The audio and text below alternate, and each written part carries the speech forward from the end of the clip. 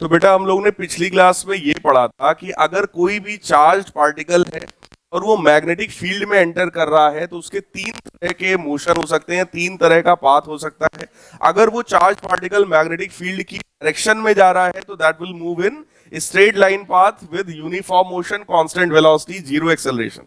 ठीक। और अगर वो 90 डिग्री पर एंटर करता है तो it will follow circular path जिसका रेडियस है mv upon q B, time period है 2 pi m upon q B, frequency है क्यूबी अपॉन 2 पाई m। अगर वो किसी जनरल एंगल पर आता है, किसी थीटा एंगल पर आता है, तो उसकी वेलोसिटी के दो कंपोनेंट थे, v cos theta, v sin theta. उसका पाथ हेलिकल था, उसको हेलिक्स भी बोल सकते हैं। उसका रेडियस था 2 पाई m, क्या था, mv अपॉन क्यूबी, है ना। तो उसमें हम लोग v की वैल्यू रखेंगे mv sin theta upon q B, और उसके बाद टाइम पीरियड निकाला था, that was 2 pi m upon q B, same है। फ्रीक्वेंसी सेम है। पिच निकाला, पिच का फॉर्मूला था 2 pi mv cos theta upon q B. अब एक चीज जो आप लोगों से बोर्ड एग्जाम में पूछ लिया जाता है, एक दो बार आया भी है, उसको बोलते हैं वेलोसिटी सेलेक्टर और velocity filter circuit. Velocity selector और वेलोसिटी फिल्टर सर्किट। नाम से क्लियर है, या तो यहां पर किसी पर्टिकुलर वेलोसिटी को सेलेक्ट करना होगा या तो किसी पर्टिकुलर वेलोसिटी को फिल्टर करना होगा। जैसे मान लो आपके पास 1000 इलेक्ट्रॉन्स हैं और वो सारे के सारे इलेक्ट्रॉन्स अपनी अपनी स्पीड से अपने अपने हिसाब से मूव कर रहे हैं, मान लो इधर की तरफ ना जा रहे हैं, और मैं आपसे कहूं बेटा इसमें से केवल वो इलेक्ट्रॉन छांटो जिसकी स्पीड है 20 मीटर पर सेकेंड, 20 मीटर। देखो हजारों इलेक्ट्रॉन्स अगर हैं तो 10, 20, 25, 50 तो होंगे ही जिनकी स्पीड 20 मीटर पर सेकेंड है। तो हमने आपसे कहा बेटा वही उन्हीं को छांटो, उन्हीं को छांट कर निकालो। तो इसी को बोलते हैं हम लोग वेलोसिटी सेलेक्टर, मतलब 20 वाले को हम सेलेक्ट कर लेंगे, या फिर वेलोसिटी फिल्टर, उसको हम छान लेंगे। फिल्टर का मतलब होता है ना छान लेना, तो जो चाहिए वो अलग कर लिया हमने। क्लियर। इस तरह का कुछ सर्किट है। और इसमें होगा क्या, अब यहां पर कॉन्सेप्ट इलेक्ट्रो वाला और मैग्नेटिज्म वाला दोनों यूज हो जाएगा। जैसे आप दो प्लेट्स लेंगे, एक प्लेट ये है, एक प्लेट ये है, ठीक। ऊपर वाली प्लेट पर हमने पॉजिटिव चार्ज दिया, नीचे वाली जो प्लेट है इस पर हमने निगेटिव चार्ज दिया। तो बोलो पॉजिटिव से निगेटिव अपने आप बेटा इलेक्ट्रिक फील्ड क्रिएट हो जाएगी, अपने आप। पॉजिटिव से निगेटिव अपने आप इलेक्ट्रिक फील्ड क्रिएट हो जाएगी from positive plate to negative plate. अब यहां पर हम मैग्नेटिक फील्ड भी इंड्यूस कराएंगे, यानी प्रोड्यूस कराएंगे। मैग्नेटिक फील्ड कैसे हो सकता है, मैग्नेट का नॉर्थ इधर ले लो, साउथ इधर ले लो, ठीक। नॉर्थ जो है वो सामने है, साउथ पीछे है, तो जरा सोचो मैग्नेटिक फील्ड क्या नॉर्थ से साउथ हो जाएगी। तो हमने यहां पर मैग्नेटिक फील्ड भी प्रोड्यूस कराया, और वो मैग्नेटिक फील्ड कुछ इस तरीके का है बेटा, क्रॉस। क्रॉस का मतलब आप लोग समझ रहे होंगे, इनवर्ड्स, अंदर की तरफ मैग्नेटिक फील्ड है पूरे में। इस पूरे रीजन में हमने मैग्नेटिक फील्ड क्रिएट करा दिया अंदर की तरफ। अब ये एक ऐसा रीजन हो गया जहां पर इलेक्ट्रिक फील्ड भी है और मैग्नेटिक फील्ड भी है। यहां पर अगर आप किसी इलेक्ट्रॉन को, ढेर सारे, मान लो यहां पर हमारे पास ढेर सारे इलेक्ट्रॉन है इस जगह पर, तो इसको हम लोग बोल सकते हैं beam of electron. This is beam of electrons. Beam of electrons का मतलब we have number of electrons with different different velocities, ठीक है। ढेर सारे हमारे पास इलेक्ट्रॉन्स हैं, उनकी अपनी अपनी सबकी वेलोसिटी। मान लो अगर किसी की वेलोसिटी v है, जैसे ही वो इलेक्ट्रॉन मूव करके इस रीजन में एंटर करेगा, इलेक्ट्रिक फील्ड की वजह से बेटा फोर्स किधर लगेगा, इलेक्ट्रिक फील्ड की वजह से। बताओ इलेक्ट्रिक फील्ड की वजह से फोर्स किधर लगेगा। तो जरा ये सोचो, इलेक्ट्रिक फील्ड में का कॉन्सेप्ट क्या है। इलेक्ट्रिक फील्ड में का सिर्फ एक कॉन्सेप्ट है, चार्ज फील्ड में है तो फोर्स लगेगा। पॉजिटिव चार्ज है तो फील्ड की डायरेक्शन में लगेगा, निगेटिव चार्ज है तो फील्ड की अपोजिट डायरेक्शन में लगेगा। अब आप मुझे ये बताइए, इलेक्ट्रॉन पॉजिटिव है या निगेटिव। अगर निगेटिव है तो फोर्स किधर लगेगा, फील्ड के अपोजिट, तो फोर्स किधर लगेगा, अपवर्ड्स। या अगर थोड़ा सा आप दिमाग लगा लेते, आप बोलते सर ये निगेटिव है और ये पॉजिटिव है तो फोर्स ऑब्वियस है पॉजिटिव की तरफ लगेगा। सही है। अब अगली बात करो मैग्नेटिक फील्ड की वजह से। मैग्नेटिक फील्ड की वजह से या मैग्नेटिक फील्ड में फोर्स का बेटा कॉन्सेप्ट क्या है? आप कहोगे सर दो कॉन्सेप्ट है, या तो चार्ज मोशन में हो या तो करंट फ्लो हो रहा हो। उसकी बात अभी मैं थोड़ी देर में आपसे करने वाला हूं। वैसे भी आपको पता ही है कि अगर चार्ज फ्लो कर रहा है तो मतलब वहां पर करंट भी फ्लो कर रहा है। तो यहां पर फिलहाल चार्ज फ्लोइंग है कि नहीं है? अगर इलेक्ट्रॉन एंटर कर रहा है, मूव कर रहा है तो भाई फ्लोइंग हो गया, उसकी वजह से फोर्स लगेगा QEB साइन थीटा। ठीक, थीटा भी 90 है तो QEB साइन 90 हो गया तो फोर्स लगेगा। फोर्स का डायरेक्शन निकालने के लिए कौन कौन से रूल सिखाए थे मैंने? 3। पहला क्रॉस प्रोडक्ट वाला, दूसरा फ्लेमिंग का लेफ्ट हैंड रूल और दूसरा right hand palm rule number 2। अगर मैं फ्लेमिंग का लेफ्ट हैंड रूल यूज करूं तो जरा चेक करो मैग्नेटिक फील्ड किधर है? अंदर। मैग्नेटिक फील्ड अंदर। अगर इलेक्ट्रॉन इधर आ रहा है तो करंट, तो क्या ये ऐसे होगा? फोर्स किधर लगा? डाउनवर्ड्स। पक्की बात है? किसी को डाउट भाई पूछ लो। मैग्नेटिक अंदर, लेकिन इलेक्ट्रॉन आ रहा है राइट में तो करंट लेफ्ट में। ले तो परपेंडिकुलर करो तीनों को, ये ऐसे ही होना चाहिए। ये ऐसे हो गया, परपेंडिकुलर कहां है? ठीक, अब इसको फिक्स कर दो। ठीक, ये तो फिक्स हो गया।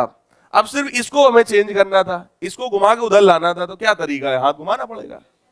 तो थंब बेटा किधर आया? डाउनवर्ड। मतलब मैग्नेटिक फील्ड की वजह से आप बोलोगे सर फोर्स लग रहा है नीचे, इलेक्ट्रिक फील्ड की वजह से फोर्स लग रहा है ऊपर। कुछ ऐसे इलेक्ट्रॉन्स होंगे जो ऊपर की तरफ चले जाएंगे। ये वो इलेक्ट्रॉन्स हैं जिनमें इलेक्ट्रिक फोर्स ज्यादा था, मतलब force due to electric field was greater than force due to magnetic field. कुछ ऐसे भी होंगे जो नीचे चले जाएंगे। इनका मामला ये हो गया कि इसमें मैग्नेटिक फोर्स ज्यादा था और इलेक्ट्रिक कम था। सही है। लेकिन कुछ ऐसे भी होंगे जो स्ट्रेट जाएंगे। ये वो इलेक्ट्रॉन्स हैं जिन पर सोचो इलेक्ट्रिक फोर्स और मैग्नेटिक फोर्स इक्वल लग रहा है। इलेक्ट्रिक फोर्स का बेटा फॉर्मूला था F बराबर QE, और क्योंकि इलेक्ट्रॉन है तो हम लोग लिख सकते हैं EE। मैग्नेटिक फोर्स का फॉर्मूला होता है QVB साइन थीटा। तो चार्ज है, इलेक्ट्रॉन है, तो हम लोग लिख सकते हैं EVB, और साइन थीटा में थीटा सोचो 90 है, क्योंकि वेलोसिटी और मैग्नेटिक फील्ड के बीच का एंगल होता है। अगर वेलोसिटी इधर है और मैग्नेटिक फील्ड अंदर है तो एंगल कितना हुआ? 90। साइन 90 बेटा 1 होता है, तो ये बन गया साइन 90। E से E कैंसिल, साइन 90। बोलो वेलोसिटी कितनी आई? V कितना आया? क्या ये electric field upon magnetic field आया? अब सोचो अगर मुझे वेलोसिटी चाहिए थी 20 मीटर पर सेकेंड, मुझे इलेक्ट्रॉन छाटने थे 20 मीटर पर सेकेंड वाले, तो मैं बोलूंगा भाई इलेक्ट्रिक फील्ड आप लगाओ 400 यूनिट की, मैग्नेटिक फील्ड लगाओ 20 यूनिट की। बोलो रेशियो कितना आया? 20 मीटर पर सेकेंड। मैं आपसे कहूंगा इलेक्ट्रिक फील्ड लगाओ 40 यूनिट की, मैग्नेटिक फील्ड लगाओ 2 यूनिट का, तो भी रेशियो कितना आया? मैं आपसे कहूंगा कि भैया इलेक्ट्रिक फील्ड आप लगा लो 600 यूनिट का, लेकिन ऐसे में मैग्नेटिक फील्ड 30 यूनिट का, तो अभी भी रेशियो कितना है? कुछ बात समझ में आ रही है? भाई इलेक्ट्रिक और मैग्नेटिक फील्ड किसको क्रिएट करना है? आपको, हमको। जिसने ये सर्किट बनाया होगा वो करेगा ना। चार्ज का प्लेट लाए भाई, 2 प्लेट लाना है, एक पे पॉजिटिव एक पे, तो चार्ज प्लेट लाने जाएगा पहले। ये काम किसको करना है? ये हमें आपको करना है यार। एक्सपेरिमेंटर है, जो एक्सपेरिमेंट कर रहा है, ऑब्जर्वर जो है वही तो करेगा। वही प्लेट लाएगा, वही पॉजिटिव और निगेटिव इसमें जोड़ेगा, है ना, वही मैग्नेट लाएगा नॉर्थ साउथ। ये सब काम तो हमारा आपका है। तो हम आप जब अपने हिसाब से काम करेंगे तो अपने हिसाब से बोलो हम इलेक्ट्रिक और मैग्नेटिक फील्ड डेवलप करा सकते है ना। इलेक्ट्रिक फील्ड और मैग्नेटिक फील्ड डेवलप करने का काम हमारा आपका है। जब हमसे बोला गया कि बेटा हमको चाहिए 20 मीटर पर सेकेंड वाले इलेक्ट्रॉन्स, कैलकुलेशन लगाओ, दिस बाई दिस 20 होता है कि नहीं होता है? अब आपने सोचा कि हाँ सर इलेक्ट्रिक फील्ड हम 40 का बना लेंगे, मैग्नेटिक फील्ड 2 का बना देंगे, तो ऐसे में सर रेशियो आ जाएगा 20। अब जब बनाना शुरू किया तो पता चला तुमसे 2 यूनिट का मैग्नेटिक फील्ड बन ही नहीं रहा, प्रैक्टिकल है ना, नहीं बन पा रहा। तो आपने कहा ऐसा करते हैं सर, इसको कर देते हैं 20। तो हमने कहा बेटा फिर इसको 400 कर देना। आपने कहा हाँ सर ये चलेगा, इसको 20 कर लेते हैं और थोड़ा और बढ़ा देते हैं। भाई वो सब आपके हाथ में है, आप और पावरफुल प्लेट लगाओगे पॉजिटिव वाला, बोलो यार। तो ये प्लस माइनस, ये इलेक्ट्रिक फील्ड मैग्नेटिक फील्ड आपको बनाना है, तो आप अपने हिसाब से बनाओगे और ऐसा सेट करोगे कि रेशियो कितना आए, 20 मीटर पर सेकेंड। तो यहां से आपको एक पर्टिकुलर वेलोसिटी वाला इलेक्ट्रॉन मिल जाएगा जो कि अनडिफ्लेक्टेड मूव करता है। तो ऐसे इलेक्ट्रॉन्स जो कि अनडिफ्लेक्टेड मूव कर रहे हैं, यही जो स्ट्रेट लाइन में जा रहे हैं अनडिफ्लेक्टेड, तो जो इलेक्ट्रॉन्स अनडिफ्लेक्टेड मूव कर रहे हैं वही होंगे पर्टिकुलर उस वेलोसिटी वाले इलेक्ट्रॉन। तो इसीलिए इसको बोला जाता है वेलोसिटी सेलेक्टर और वेलोसिटी फिल्टर सर्किट। आप कहोगे all those electrons which are moving straight undeflected they are of certain velocity which is given by the formula v बराबर e by b। कोई डाउट? ठीक है, आपसे कहूं हमें 40 मीटर पर सेकंड वाला चाहिए, तो इलेक्ट्रिक फील्ड कितनी करोगे, कर लो। तो मैग्नेटिक फील्ड कितनी करोगे, 10, 400 बटे 10 40। आप उसको 40 यूनिट का कर लो, इसको 1 यूनिट का करो तो भी 40, ये तुम्हारे ऊपर है। जैसा मानो वैसा करो, कुल मिला के रेशियो कितना आना चाहिए, 40। ठीक, इस तरीके का सिस्टम, इस तरीके का सर्किट वेलोसिटी सेलेक्टर या वेलोसिटी फिल्टर सर्किट कहलाता है। क्लियर है? इलेक्ट्रॉन का रे,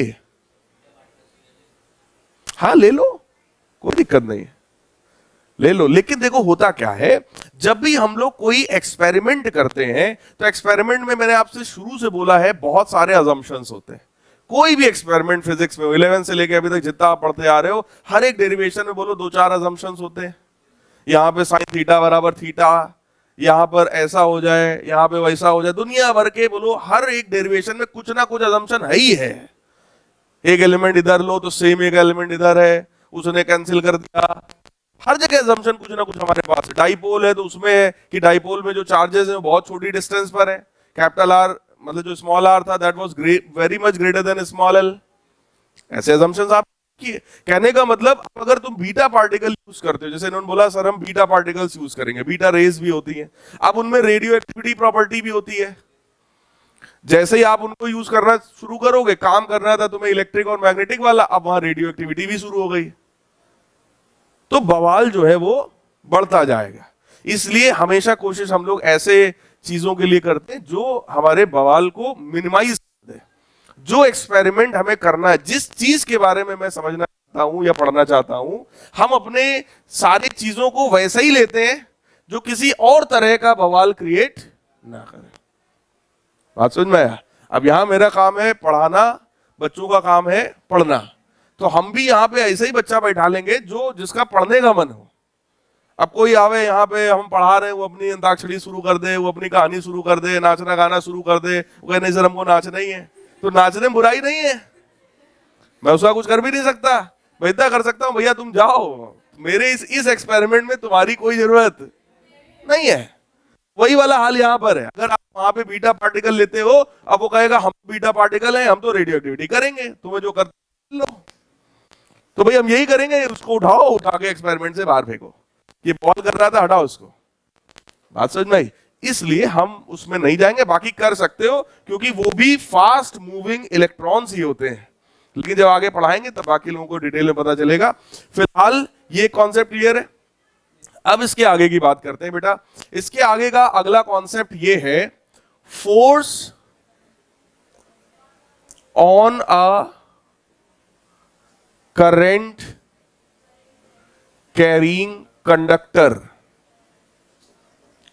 Force on a current carrying conductor placed in uniform magnetic field. Uniform magnetic field में अगर कोई एक करंट कैरिंग कंडक्टर है तो उस पर कैसा फोर्स लगेगा। देखो, अगर कोई चार्ज मूविंग कंडीशन में है तो फोर्स का कॉन्सेप्ट आप सीख चुके हो, F बराबर QEB sin थीटा। अब सोच, अगर चार्ज मूव कर रहा है तो मतलब करंट फ्लो हो रहा है। तो आप यहां पर अज्यूम करो कोई एक कंडक्टर है, ये लेट अस सपोज एक कोई कंडक्टर है, और इस कंडक्टर के अंदर बोलो ढेर सारे इलेक्ट्रॉन्स होंगे। कंडक्टर की प्रॉपर्टी यही है कि उसके पास ढेर सारे इलेक्ट्रॉन्स होंगे। और ये बात मैं आपको करंट इलेक्ट्रिसिटी वाले चैप्टर में पढ़ा चुका हूं डिटेल में कि जब ये सारे के सारे इलेक्ट्रॉन्स एक डायरेक्शन में भागेंगे बोलो, तभी यहां पर करंट फ्लो होगा। क्या ये बात क्लियर है? तो ये सारे के सारे जो इलेक्ट्रॉन्स हैं वो एक डायरेक्शन में हमने भगाया। भगाने का तरीका क्या था याद करो, इलेक्ट्रिक फील्ड लगाई थी यहां पर, मतलब यहां से हमने एक सेल कनेक्ट किया था, सेल ने इधर प्लस जोड़ा इधर माइनस जोड़ा, इलेक्ट्रिक फील्ड अपने आ गई अपने आप, और ये सारे इलेक्ट्रॉन्स उसके अपोजिट जाने लग गए। तो इनका मोशन अलाइंड हो गया और सारे के सारे इलेक्ट्रॉन्स की वजह से वहां करंट जनरेट होने लगा।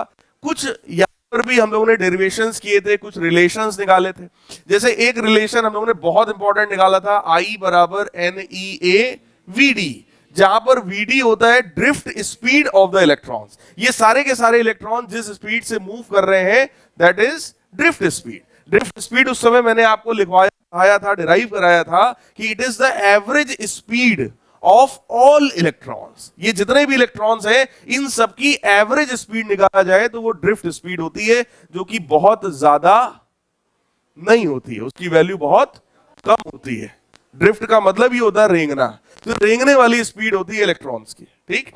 और ये जो कंडक्टर है, इस कंडक्टर का बोलो अपना कुछ ना कुछ एरिया रहा होगा क्रॉस सेक्शनल, और इसका अपना कुछ ना कुछ लेंथ भी रहा होगा, ठीक। अगर हम लोग यहां पर देखें तो एक चीज हम लोगों ने माना था, स्मॉल n का मतलब होता है नंबर ऑफ, इस फार्मूले में जो स्मॉल n होता है इसका मतलब क्या था? हाँ, number of electrons per unit volume. Unit volume में नंबर ऑफ इलेक्ट्रॉन्स, या स्मॉल n को हम ऐसा भी लिख सकते हैं total number of electrons divided by volume of the conductor. अब आप बताओ, अगर कंडक्टर का लेंथ L है, क्रॉस सेक्शनल एरिया A है, तो बोलो इसका वॉल्यूम क्या होगा? A इंटू वॉल्यूम बराबर एरिया इंटू लेंथ, ठीक। तो यहां से कैपिटल N हम निकाल सकते हैं। कैपिटल N का मतलब हो गया small n multiplied by area into length, that is total number of electrons in conductor. सही है। और अगर ये सारे के सारे इलेक्ट्रॉन्स, ये पूरा का पूरा कंडक्टर, अगर ये पूरा का पूरा कंडक्टर ही मैग्नेटिक फील्ड में रख दिया जाए, तो अब इसके अंदर जो जो हो रहा था वो है, वो तो बोलो चल ही रहा। अब बाहर भी क्या है? Magnetic field. और अगर बाहर भी मैग्नेटिक फील्ड है, कंडक्टर तुमने रखा और कंडक्टर के अंदर इलेक्ट्रॉन्स अपने आप मूव कर रहे हैं, तो क्या वो सभी मूविंग इलेक्ट्रॉन हो गए इन मैग्नेटिक फील्ड? तो उनके ऊपर भी क्या? फोर्स। तो फोर्स का कॉन्सेप्ट वहां पर क्या होता है? Force on a moving electron कितना होता है बेटा? तो force on a moving electron, क्या फॉर्मूला है बेटा किसी भी मूविंग इलेक्ट्रॉन के लिए फोर्स का? क्या है फॉर्मूला? मूविंग इलेक्ट्रॉन है मैग्नेटिक फील्ड में, भाई साहब फोर्स का फॉर्मूला क्या है? हाँ, QVB। भाई QVB साइन थीटा। चार्ज कौन सा है बेटा? कौन मूव कर रहा है? इलेक्ट्रॉन। इलेक्ट्रॉन मूव कर रहा है। स्पीड v के बराबर है, स्पीड इनफैक्ट ड्रिफ्ट स्पीड के बराबर है। मैग्नेटिक फील्ड कुछ ना कुछ b रहा होगा, एंगल भी अपना कुछ ना कुछ रहा होगा। This is force on one electron. एक इलेक्ट्रॉन पर इतना फोर्स है, और बोलो इतने सारे इलेक्ट्रॉन्स हैं। मान लो आप सब इलेक्ट्रॉन्स हो, ये जो कमरा है, ये जो यहां पर स्टूडियो है, मान लो इसमें मैग्नेटिक फील्ड हम लोग फ्लो करा दें, ठीक है, और आप सब कंडक्टर के अंदर हो, तो आपका अपना खुद का मोशन किधर था, इधर से इधर की तरफ, आप कंडक्टर इधर थे, क्योंकि यहाँ मैग्नेटिक फील्ड भी है, तो अब मैग्नेटिक फील्ड से ये भी एक फोर्स लग गया, और ये एक फोर्स केवल एक पर लगेगा नहीं, सब पर लगेगा। तो जब सब पर लगेगा तो टोटल फोर्स कितना होगा? सो टोटल फोर्स ऑन कंडक्टर, उस कंडक्टर पर बेटा टोटल फोर्स अगर मैं निकालूं, एफ टोटल फोर्स अगर हम लोग निकालें तो वो कितना आएगा? That will be number of electron multiplied by force on one electron. तो जैसे ही वो हम लोग यहां पे रखेंगे, नंबर ऑफ इलेक्ट्रॉन्स है small n area into length multiplied by e v B sine theta. और वैल्यूज को, इसको थोड़ा सा मैनिपुलेट करो, जरा चेक करो, n e A v d दिख रहा है? N e A v d एक साथ कर लो, N e A v d एक साथ कर लिया, क्या क्या बचा बेटा? L B. तो क्या आप लोग को फॉर्मूला समझ में आ गया? So total force on the conductor is I L B sine theta. This formula is exactly like q v B sine theta, है ना? Q v B sine theta, तो वैसा ही है I L B sine theta. देख लो, कोई doubt हो तो बताओ। अगर कोई एक करंट कैरिंग कंडक्टर है जो कि मैग्नेटिक फील्ड में है, तो उसके ऊपर अपने आप ये फोर्स लगेगा और उसकी वैल्यू है I L B sine theta. I is current in the conductor, l is the length of the conductor, B is magnetic field, theta is the angle between current and magnetic field. Current और magnetic field के बीच का angle है theta, ठीक है। Next page में देखो, मैं यही लिख रहा हूं, अगर हम लोग इस फॉर्मूले की बात करें I L B sine theta, क्योंकि फोर्स एक वेक्टर क्वांटिटी है, तो same formula can be written in vector form also. यहां पर हम लोग लिख सकते हैं F vector is equal to I times L vector cross B vector.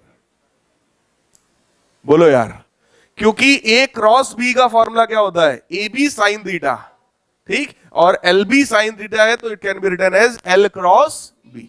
L vector क्यों लिखा? वैसे तो लेंथ वेक्टर नहीं होता, बट करंट का जो डायरेक्शन था वो हमें देना था किसी को, तो हमने किसको दे दिया? लेंथ। यही काम हम लोग ने पहले भी किया था, बार्ट-सेवर्ट लॉ में, याद करो, वहां भी डीएल वेक्टर बना दिया था जबरदस्ती उसको, ठीक। तो यहां पर भी लेंथ को हम लोग वेक्टर बनाते हैं, तो अल्टीमेटली थीटा जो है, this theta is officially, it is angle between L vector and B vector. लेकिन हम सबको पता है कि एल वेक्टर कुछ नहीं है, डायरेक्शन किसका है? करंट का है, लेकिन लिखेंगे नहीं, समझने के लिए है, ठीक। किसके किसके बीच का एंगल है? करंट और मैग्नेटिक फील्ड। लेंथ वेक्टर का डायरेक्शन वही होता है जो करंट का है। अगर वायर ऐसे रखा हुआ है हॉरिजॉन्टली और उसमें करंट ऐसे ही जा रहा है, तो एल वेक्टर का यही डायरेक्शन है। बात समझ में आया? ठीक, इस तरीके से आप फोर्स वहां निकाल सकते हो, आई एल बी। और क्योंकि फोर्स वेक्टर है, डायरेक्शन है, तो डायरेक्शन के लिए फिर से तुम्हारे पास अब तीन तरीके, कौन कौन से? क्रॉस प्रोडक्ट वाला, दूसरा फ्लेमिंग का लेफ्ट हैंड रूल, और तीसरा right hand palm rule number. Same वही तीनों रूल्स हैं जो यहां पर फिर से हम लोग अप्लाई कर सकते हैं। अब केसेस में आ जाते हैं, कंडीशंस में आ जाते हैं। अगर एंगल 0 हो या फिर 180 हो, मतलब मान लो मैग्नेटिक फील्ड ऐसी है, हॉरिजॉन्टल, ये मैग्नेटिक फील्ड है, और आपने जो कंडक्टर माना है वो कंडक्टर ऐसा है, ऐसा वायर जो है, एक वायर में करंट इधर जा रहा है और दूसरे में करंट इधर आ रहा है। अब यहां पर जरा चेक करो, अगर ये करंट इस डायरेक्शन में जा रहा है, तो बेटा बोलो इसका और इसके बीच का एंगल कितना है? 0। और यहां पर वही एंगल कितना है? 180 डिग्री। दोनों ही केसेस में साइन 0 या साइन 180 दोनों कितना होता है? 0। तो फोर्स कितना होगा? मतलब अगर मैग्नेटिक फील्ड की डायरेक्शन में वायर है, तो उसके ऊपर कोई फोर्स। दूसरा केस, अगर वायर में करंट ना हो तब भी नहीं लगेगा। तो अगर करंट नहीं है, चार्ज मूव ही नहीं कर रहा है, तो भी बेटा फोर्स नहीं लगेगा। ये तो एकदम ही सिंपल सी बात हो गई। फिर आते हैं केस नंबर 3 पर। अगर यही एंगल हम लोग 90 कर लें तो बोलो यही फोर्स मैक्सिमम हो जाएगा। मैक्सिमम फोर्स की वैल्यू ILB sin 91 होता है ना। तो कहने का मतलब अगर मैग्नेटिक फील्ड ऐसा हो और वायर ऐसा है, मैग्नेटिक फील्ड के परपेंडिकुलर हो गया, ठीक, तो अब यहां पर एंगल कितना है 90 डिग्री, तो फोर्स विल बी मैक्सिमम। कोई डाउट हो बताओ भाई। तो इलेक्ट्रोस्टैटिक्स में फोर्स का केवल एक कॉन्सेप्ट, चार्ज है इलेक्ट्रिक फील्ड में तो फोर्स लगेगा। पॉजिटिव चार्ज है फील्ड की डायरेक्शन में लगेगा, नेगेटिव है तो फील्ड के अपोजिट लगेगा। लेकिन मैग्नेटिज्म में फोर्स के दो कॉन्सेप्ट है, या तो चार्ज मूविंग हो तो QEB साइन थीटा, या तो करंट कैरिंग कंडक्टर हो ILB sine theta.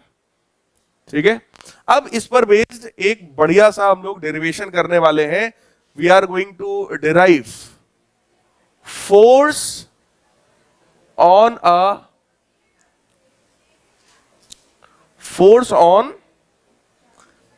Parallel current carrying conductors. अगर हमारे पास दो पैरेलल करंट कैरिंग कंडक्टर्स हो लाइक दिस, इस वाले वायर में बेटा I1 करंट है और इस वाले वायर में I2 करंट है, और इनके बीच का डिस्टेंस मान लो R है। अब इन दोनों में क्या फोर्स लगेगा, कैसा फोर्स लगेगा, अट्रैक्ट करेंगे, रिपेल करेंगे, ये हम लोग पढ़ने वाले हैं। क्लियर है। दो पैरेलल करंट कैरिंग कंडक्टर्स हैं, उसमें या तो करंट सेम डायरेक्शन में हो सकता है या तो करंट अपोजिट भी हो सकता है। एक एक करके उसको समझ लेते हैं।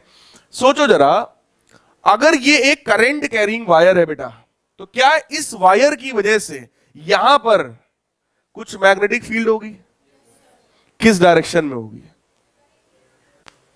इसकी वजह से यहां पर मैग्नेटिक फील्ड किस डायरेक्शन में होगी? मैग्नेटिक फील्ड का डायरेक्शन निकालने के लिए कौन कौन से रूल आपके पास?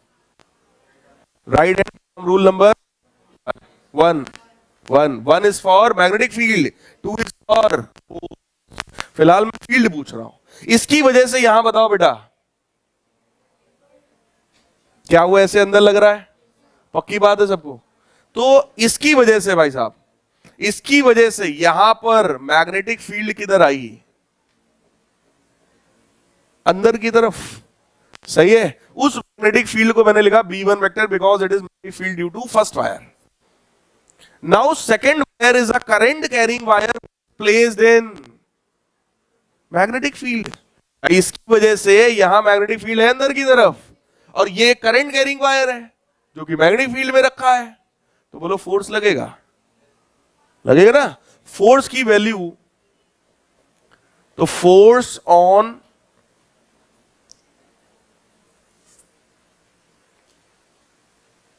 करंट कैरिंग वायर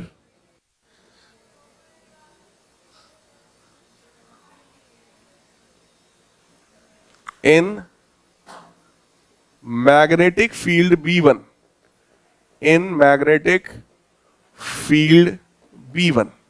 जरा सोचो, अगर ये दूसरा वाला वायर है तो इस पे फोर्स का नाम है F2 लिख दूं।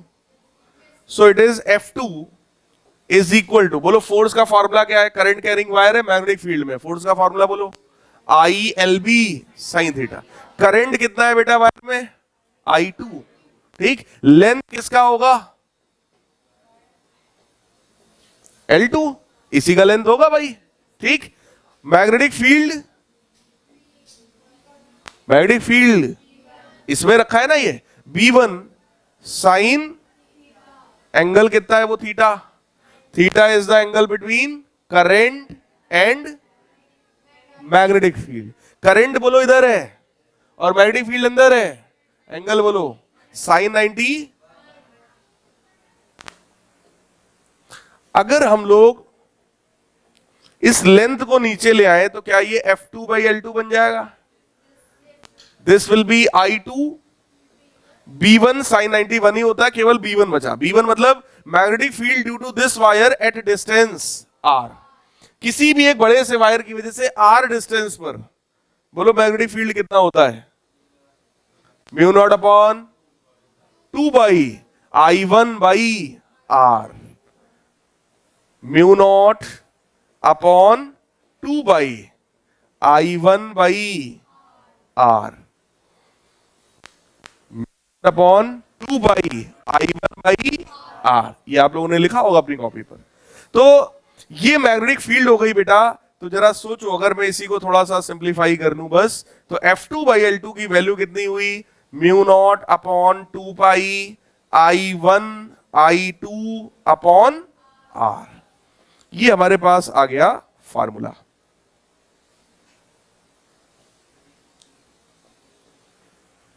ये F2 by L2 is equal to mu naught upon 2 by I1 I2 by R। अब सेम काम दूसरे के लिए करो जरा।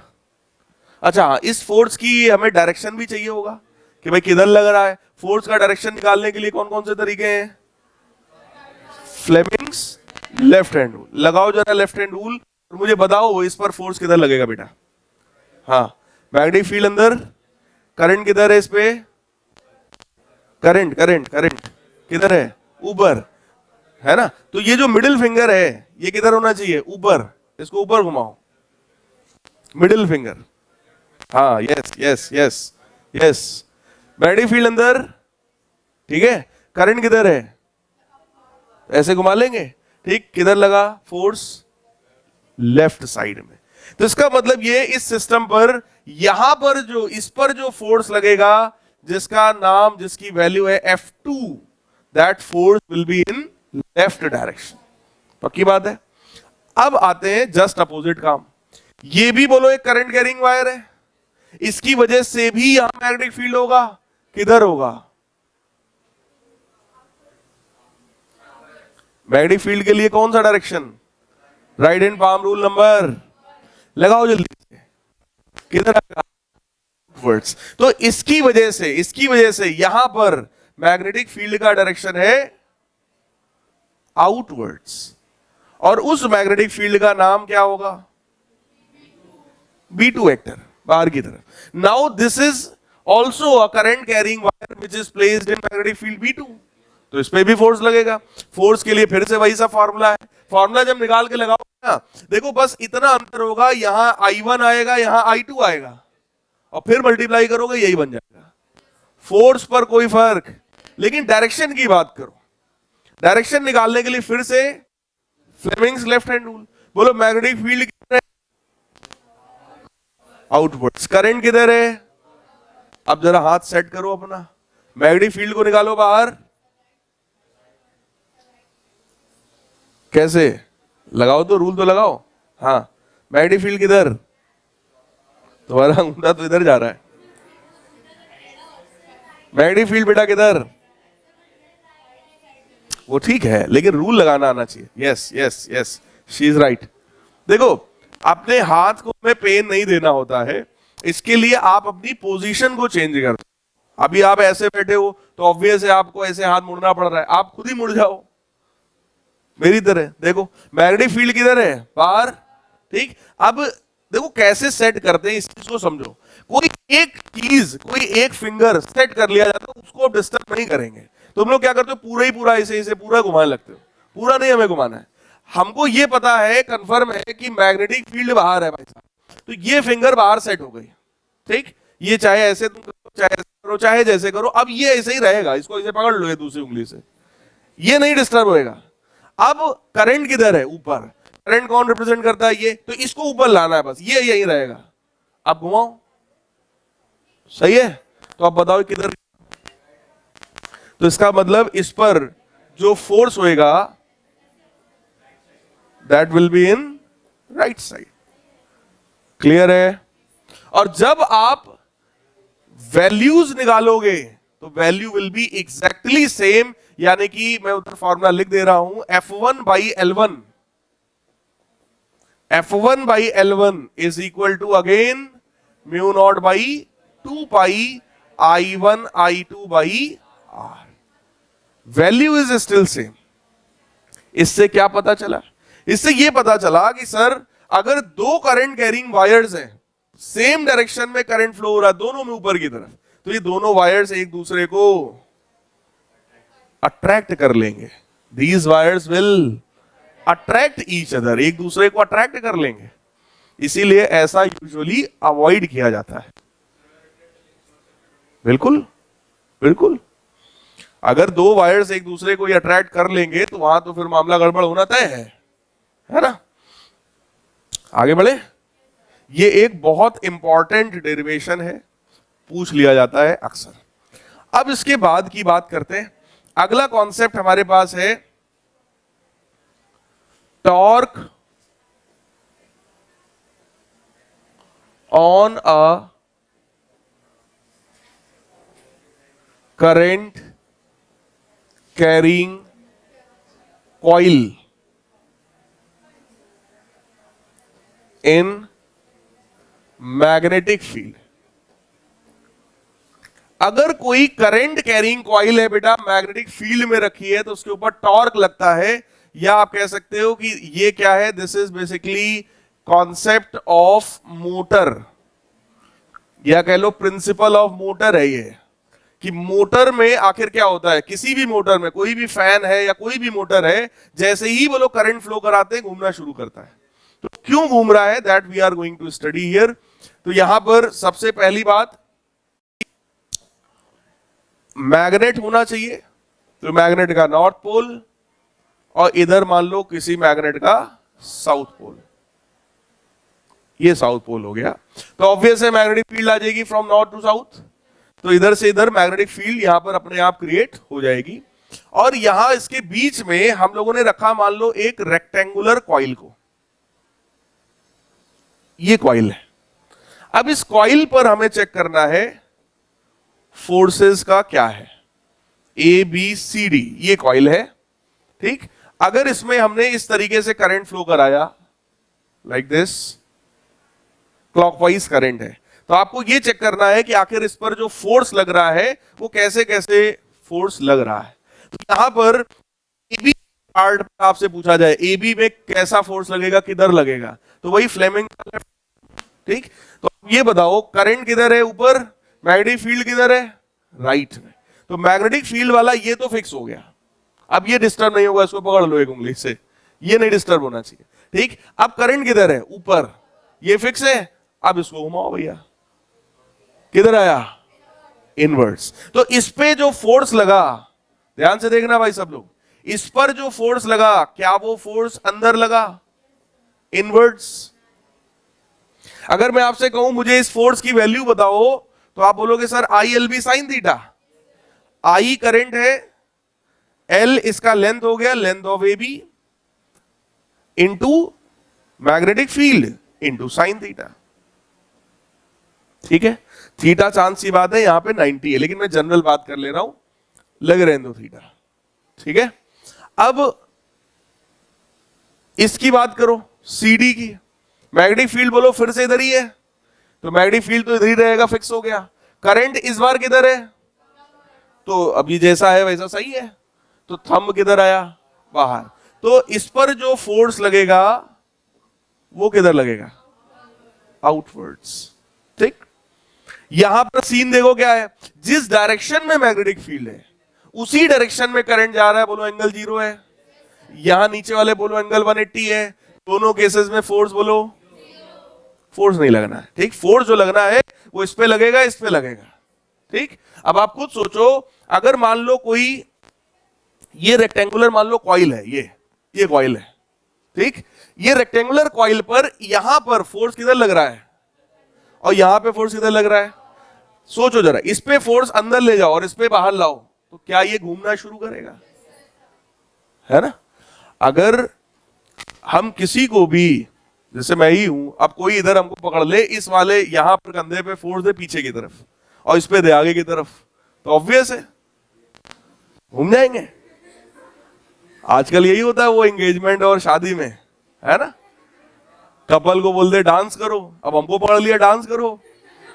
हमको भाई आता नहीं, बचपन से हमने जब कभी डांस किए ही नहीं, तो हम कहाँ जाने. और उस दिन तो भाई आप ही हीरो हीरोइन होते हो, आप ही लोग। अब वहां सब लोग मार एकदम, अरे अब जीजा जी डांस करेंगे। भाई जीजा जी को आए तब तो जीजा जी क्या किए, यही आता है जीजा जी को। टॉर्क कपल उन्होंने पढ़ा है, यही टॉर्क आता है उन्हें। तो एक बार दो बार ऐसे करके करते हैं जो, और उसके बाद ऐसे घुमा दिया। तो घुमाने का मतलब क्या हुआ, वही है ये टॉर्क। आपने एक हाथ पकड़ के जब ऐसे उनके ऊपर फोर्स लगाया तो अपने आप बॉडी स्टार्टेड रोटेटिंग। से ज्यादा मेहनत उन्होंने खुद किया था, खुद ही हाथ ऊपर करके। She was like this.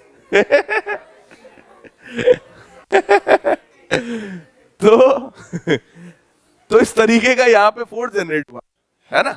और इक्वल और अपोजिट फोर्स बेटा जब लगता है किसी भी ऑब्जेक्ट पर, दैट क्रिएट्स कपल और we can say torque.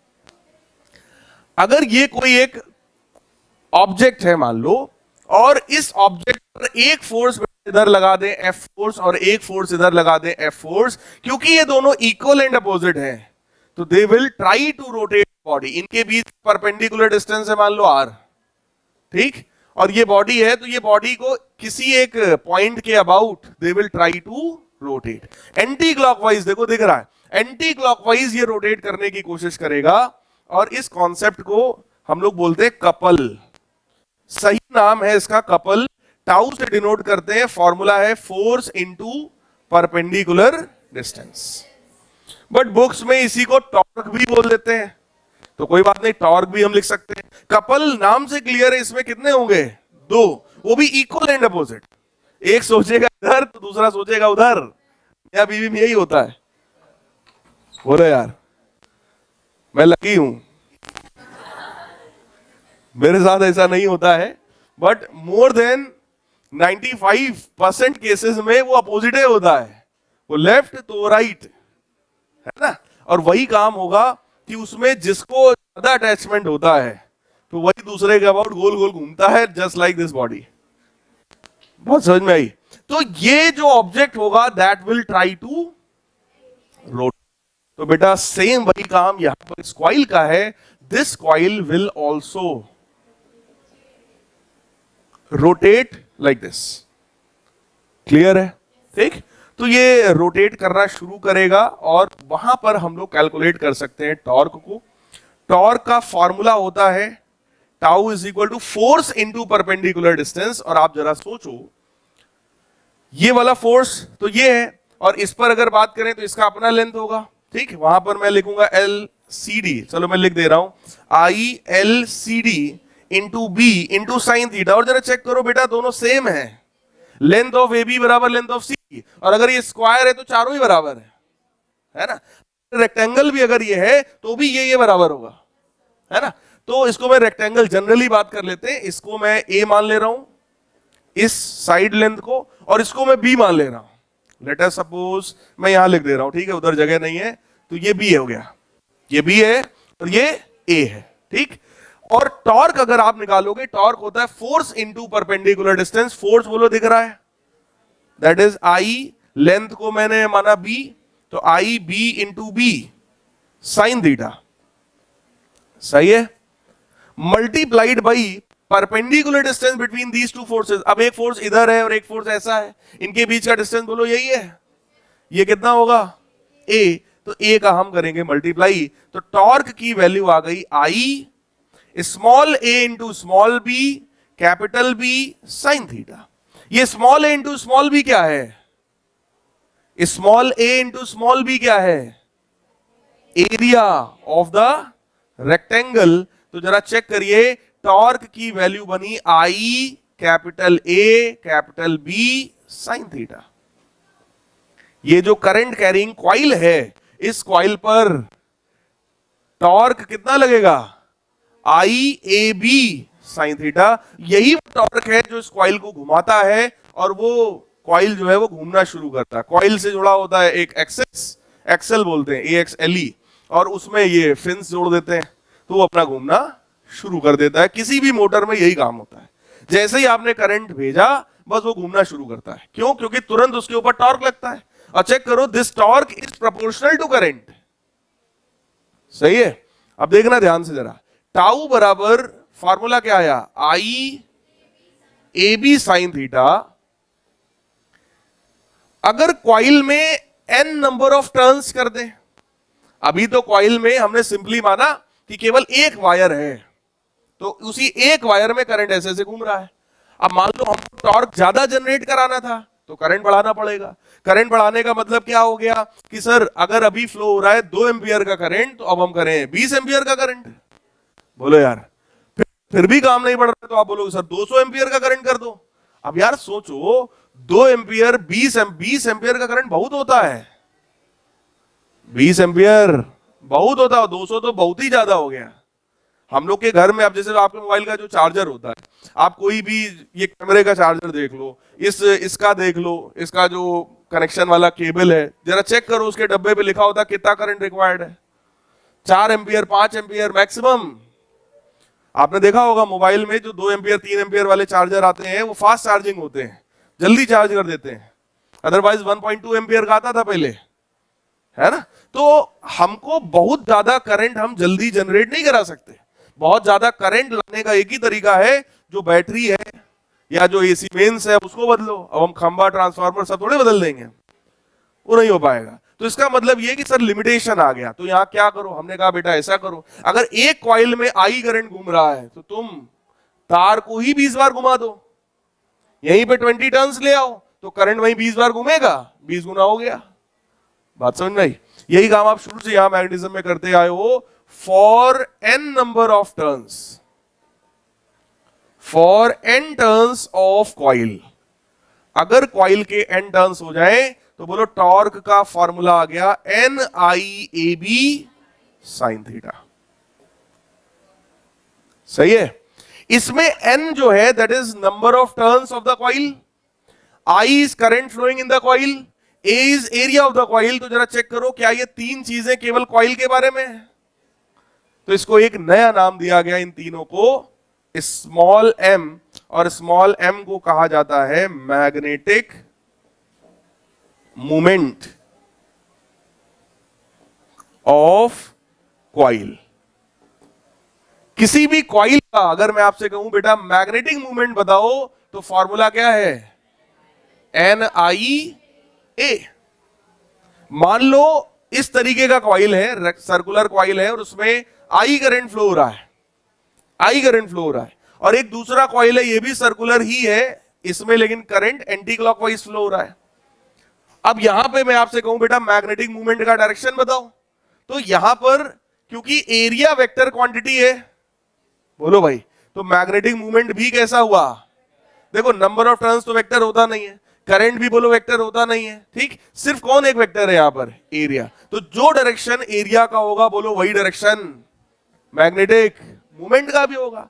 Area का डायरेक्शन क्या होता है? Perpendicularly outwards. लेकिन सर अगर ये कॉइल है, ऐसा कॉइल है, तो आउटवर्ड्स तो ये भी है, और बोलो आउटवर्ड ये भी है, दोनों ही आउटवर्ड है, ये भी बाहर निकल रहा है, ये भी बाहर निकल रहा है।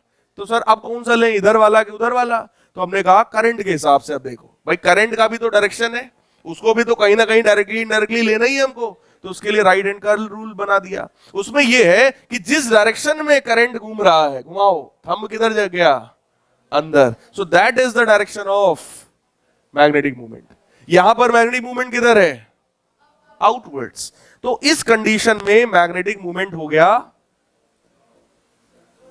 आउटवर्ड्स। कोई डाउट हो भाई बताओ इसमें? और यहां पर मैग्नेटिक मूवमेंट हो गया आपका इनवर्ड्स। तो अल्टीमेटली टॉर्क का फॉर्मूला हमारे पास आ गया, टाउ बराबर एम बी साइन थीटा, और अगर वेक्टर फॉर्म में बात करें तो टाउ बराबर M vector cross B vector. कोई डाउट इसमें? क्लियर है? देखो इसके पहले वाले में जो डायग्राम था, ये डायग्राम में हमने एकदम सिंपल डायग्राम बनाया। वैसे यहां पर स्टैंडर्ड अगर आप एंगल देखो तो वो 90 था, यहां पर एंगल कितना था? 90 था। लेकिन हमने कहा इसको जनरल लेने दो। जनरल इसलिए हमने कराया कि अगर कभी मान लो कॉइल ऐसा ना हो वो बोले कॉइल खुद ही पहले से टेढ़ा है, थीटा एंगल पर है, तब क्या करोगे? तो वो थीटा हम वहां पर रखेंगे। इसलिए इन जनरल हमने बात कर दिया और फॉर्मूले को थीटा के साथ रखा। अब सोचो अगर मान लो हमसे बोलेगा नहीं कॉइल ऐसा था, तो हम भी भैया थीटा 90 रख देंगे, यहां 90 रख दो, एम भी आ जाएगा। बोलो भाई। और अगर कुछ थीटा होगा तो थीटा की वैल्यू रख देंगे, तो फॉर्मूला बनेगा M B sine theta. Same इसी तरीके का फॉर्मूला आपने इलेक्ट्रोस्टैटिक्स में पढ़ा है, पीई साइन थीटा। वहां पे पी था डाइपोल मूवमेंट, यहां पर एम है मैग्नेटिक मूवमेंट। वहां पर ई था इलेक्ट्रिक फील्ड, यहां पर बी है मैग्नेटिक फील्ड। वहां भी थीटा था, यहां भी थीटा है। बात समझ में आई?